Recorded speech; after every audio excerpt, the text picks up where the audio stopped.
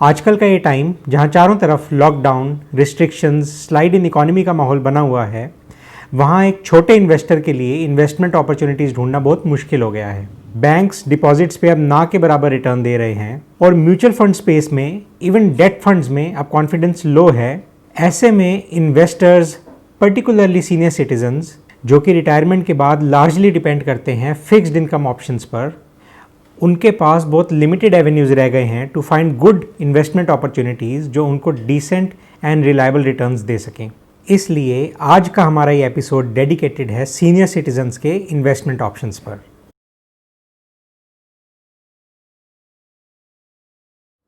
आज हम आपको कुछ अच्छे risk free and inflation beating investment options बताएंगे जो आपके लिए रिलायबल सोर्स ऑफ इनकम बन सकते हैं।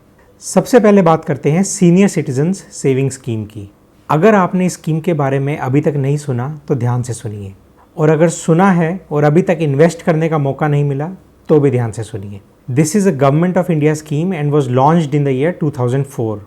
And as the name suggests, it is primarily for those aged 60 years and above. इस स्कीम का इंटरेस्ट रेट हर क्वार्टर रिव्यू किया जाता है, तय किया जाता है। It was offering a rate of interest of 8.6% as recently as in the Jan to March 2020 quarter. However, corona crisis से इंटरेस्ट रेट में सडन क्रैश आया और स्कीम का रेट घटाकर 7.4% कर दिया गया अप्रैल टू जून 2020 क्वार्टर से। 7.4% रेट ऑफ इंटरेस्ट को कंटिन्यू रखा गया है जुलाई टू सितंबर क्वार्टर में, यानी Q2 में भी, जो कि अभी भी मैं कहूँगा काफ़ी डिसेंट है। इसको अगर आप कंपेयर करें SBI के current highest fix deposit rate से for senior citizens which is 6.2%, तो आप देखेंगे कि सीनियर सिटीजन सेविंग स्कीम का interest rate is quite attractive. Important thing is कि एक बार आप जिस रेट ऑफ इंटरेस्ट पे इस स्कीम में एंटर करते हैं वो फिर आपके पूरे टेन्योर के लिए फिक्स हो जाता है। This is both good and bad. Good because अगर रेट फर्दर ड्रॉप होता है नेक्स्ट क्वार्टर्स में तो वो आपकी इन्वेस्टमेंट को नेगेटिवली इम्पैक्ट नहीं करेगा क्योंकि आपका रेट लॉक्ड इन है। एंड बैड बिकॉज अगर रेट इंप्रूव करता है आने वाले क्वार्टर्स में तो आपको उसका बेनिफिट भी नहीं मिलेगा। As the name suggests, this is a fixed income investment scheme for senior citizens. People who are 60 plus can invest in this scheme. जिन्होंने VRS लिया है और जिनकी उम्र 55 से 60 साल के बीच में है वो भी स्कीम में इन्वेस्ट कर सकते हैं। रिटायर्ड डिफेंस पर्सनल भी स्कीम में इन्वेस्ट कर सकते हैं after attaining the age of 50। This scheme is only for resident Indians. Non residents और दोज हैविंग NRI और PIO status are not eligible. इस स्कीम में इन्वेस्टमेंट के लिए मैक्सिमम अमाउंट पर कैप है। You can invest a maximum of ₹15 lakhs only. इस scheme में आप 5 साल के लिए इन्वेस्ट कर सकते हैं और 5 साल पूरे होने पर वन टाइम 3 years का एक्सटेंशन ले सकते हैं। प्रीमेच्योर विड्रॉल्स आर अलाउड, लेकिन उस पर आपको कुछ पेनल्टी देनी पड़ेगी। Backed by government of India, this scheme is relatively risk free compare to some of the other investment options available in the market that are offering similar rates of interest. At 7.4% currently, this scheme is offering a decent rate of interest even considering the current crisis in the economy. The principal amount invested under senior citizen savings scheme is eligible for tax deduction under section 80C of the Income Tax Act up to 1.5 lakhs in the year of investment. अगर आप lump sum amount से scheme में enter करते हैं तो total investment amount में से सिर्फ 1.5 lakhs पर ही टैक्स बेनिफिट मिलेगा। The interest earned in the scheme is taxable as per your applicable tax slabs. As with most other deposit schemes, this scheme also offers nomination facility. In the unfortunate instance कि investment term पूरा होने से पहले investor की death हो जाती है तो the nominee will be eligible to receive the proceeds of the scheme. इस स्कीम में इन्वेस्ट करना बहुत आसान है। It is available in all public sectors and most of the private sector banks. आपको जस्ट एक सिंपल फॉर्म फिल करना है और इन्वेस्टमेंट अमाउंट का चेक देना है। आप जिस इंटरेस्ट रेट पर स्कीम में एंटर करते हैं, जैसे कि अभी 7.4% चल रहा है, आप उस रेट को अगले 5 साल के लिए लॉक इन कर देते हैं। So there is certainly a peace of mind associated with this investment कि अगले 5 साल तो आपको एक फिक्स्ड इंटरेस्ट मिलेगा। अगर आप 15 लाख रुपए स्कीम में इन्वेस्ट करते हैं at current rate of interest which is 7.4%, तो आप 5 साल में 5,55,000 रुपये अपनी इन्वेस्टमेंट पे रिटर्न पाएंगे। और अगर आप 3 years का एक्सटेंशन भी लेते हैं एंड एज्यूमिंग कि at that time also the rate of interest remains same as 7.4%, तो आप टोटल 8,88,000 का रिटर्न पाएंगे अपनी 15 लाख की इन्वेस्टमेंट पर। और स्कीम का टर्म पूरा होने पर आपको आपका पूरा प्रिंसिपल एज इट इज़ वापस मिल जाएगा। This scheme follows quarterly disbursal, which means आपको हर क्वार्टर आपकी इन्वेस्टमेंट पे इंटरेस्ट पे आउट मिल जाएगा। कुछ लोगों के लिए दिस इज़ अ पॉजिटिव, क्योंकि आपको हर क्वार्टर हाथ में पैसा मिलेगा। पर इसकी फ्लिप साइड ये है कि इस स्कीम में इंटरेस्ट को री इन्वेस्ट करने का ऑप्शन नहीं मिलेगा, तो आपको कंपाउंडिंग का बेनिफिट नहीं मिलेगा। This scheme is for a very short duration, 5+3 years. तो अगर आप 60 साल की उम्र में स्कीम में इन्वेस्ट करते हैं तो 68 होने पर आपको फिर से री इन्वेस्टमेंट अपॉर्चुनिटीज़ तलाशनी पड़ेंगी। इसमें डायरेक्ट 8 साल इन्वेस्ट करने का ऑप्शन अवेलेबल नहीं है, तो पहले आपको 5 साल के लिए इन्वेस्ट करना पड़ेगा और 5 साल पूरा होने पर उस समय जो रेट ऑफ इंटरेस्ट होगा उस पर 3 साल फर्दर इन्वेस्ट करने का ऑप्शन मिलेगा। इस स्कीम के बारे में आपको और डिटेल्स नीचे डिस्क्रिप्शन में मिल जाएंगी, ज़रूर पढ़िएगा। अगली स्कीम है प्रधानमंत्री वय वंदना योजना। जैसा कि आप नाम से समझ पा रहे हैं, this is also government of India scheme, meaning risk free to a large extent. This scheme is solely managed and operated by LIC and is again a good pension scheme for senior citizens. Interestingly, this scheme was originally open for subscription till 31st March 2020 only, but the subscription window has now been extended for 3 more years till March 2023 with some changes. Rate of interest को annually reset किया जाएगा based on prevailing rates in the economy every year.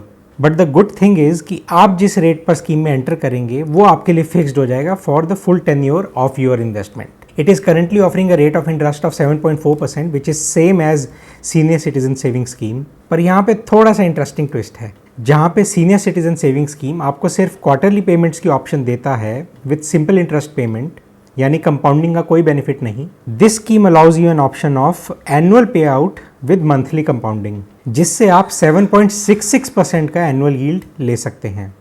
Compounding benefit को समझाने के लिए मैंने description में एक सिंपल एग्जांपल दिया है, ज़रूर पढ़िएगा।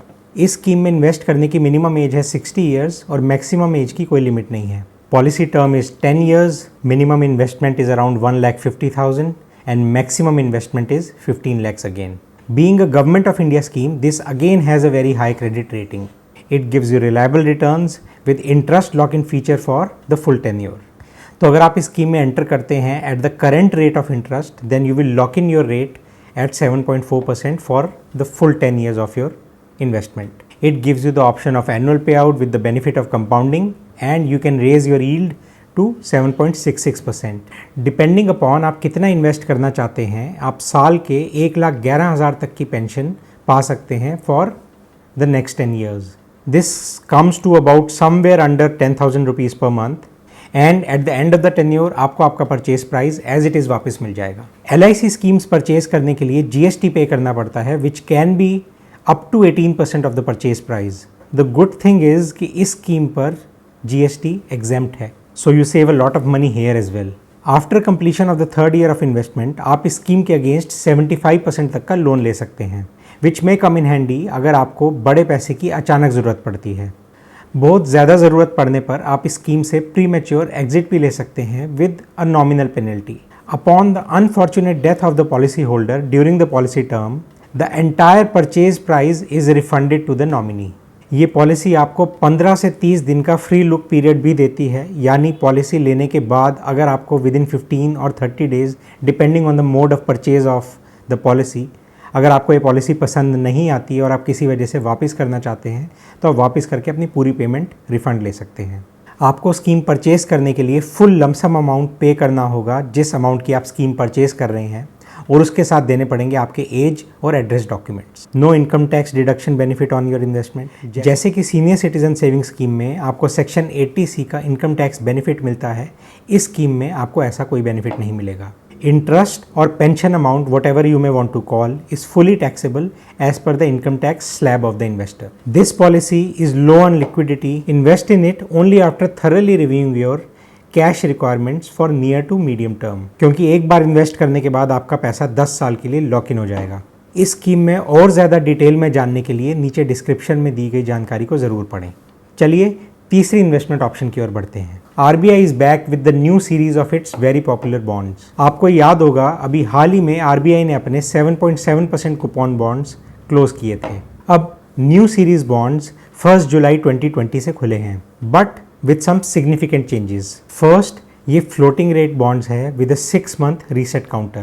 इसका मतलब है कि हर 6 महीने में इसका rate of interest reset होगा, जिसको कि NSE से लिंक किया गया है। This further means कि आप इसमें rate lock-in का benefit नहीं ले सकते। The starting rate for the first 6 months is 7.15% and the next reset will be on 1st January 2021. Second and very important big change this time around is कि cumulative option को ख़त्म किया गया है। पहले की सीरीज में if you wanted you could accumulate your interest payouts with the principal to take the compounding benefit.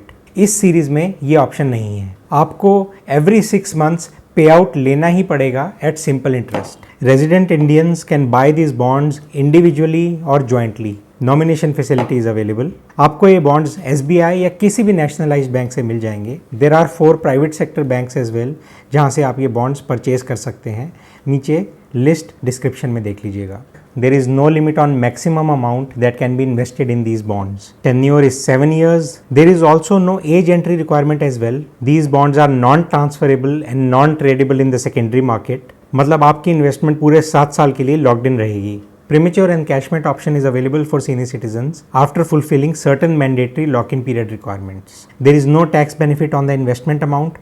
Also, the interest rate is fully taxable as per the income tax slab of the investor. Net at 7.15%, the interest rate is still reasonably higher than that being offered by most of the banks on FDs or even post office deposits or even NSCs for that matter. Being backed by Government of India, the credit quality is the highest. So if you're looking for principal protection along with decent returns, go for it. Interest rate के floating होने की वजह से future income को determine करना बहुत मुश्किल है। इन अ फ्लूइड सिचुएशन जहां इंटरेस्ट रेट्स फ्रीक्वेंटली ड्रॉप हो रहे हैं, this makes it a riskier investment compared to the above 2 investment options that we just discussed.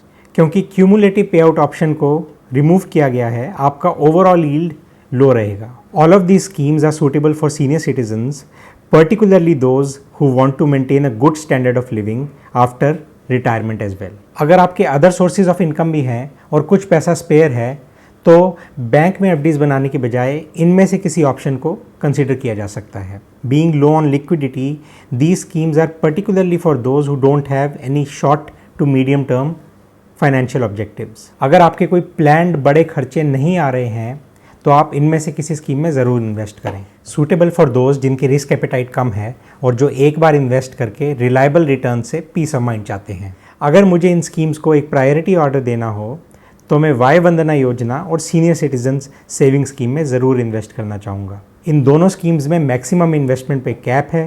पहले 30 लाख इन 2 स्कीम्स में, और अगर उसके बाद भी पैसा है तो आरबीआई के बॉन्ड्स में इन्वेस्ट करना चाहूँगा।